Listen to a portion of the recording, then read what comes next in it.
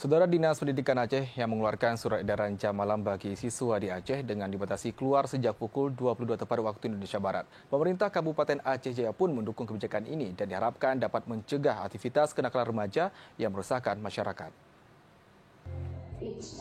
Untuk meminimalisir tindakan yang meresahkan saat malam hari, pemerintah Aceh melalui Dinas Pendidikan Aceh menerbitkan surat edaran untuk jam malam siswa.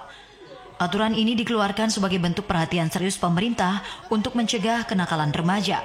Aturan ini juga mulai diberlakukan pemerintah daerah, salah satunya kawasan Aceh Jaya.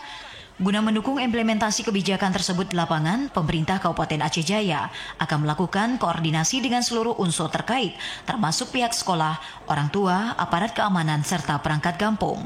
Pihaknya juga akan menerbitkan himbauan resmi kepada seluruh camat dan kepala desa agar mensosialisasikan kebijakan ini kepada masyarakat. Tujuannya yakni memastikan seluruh elemen masyarakat ikut terlibat dalam pengawasan serta pembinaan kepada generasi muda.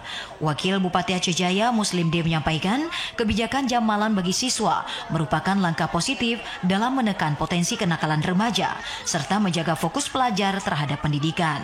Menurutnya, aturan ini menjadi langkah preventif yang patut mendapat dukungan bersama agar siswa terhindar dari aktivitas yang tidak bermanfaat di luar jam sekolah.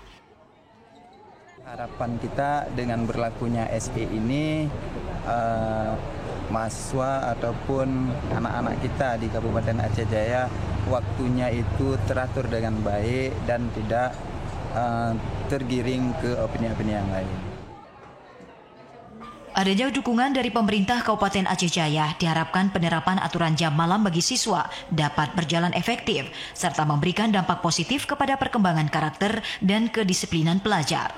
Dari Aceh Jaya, Musliadi, TVRI Aceh melaporkan. Ya, sementara itu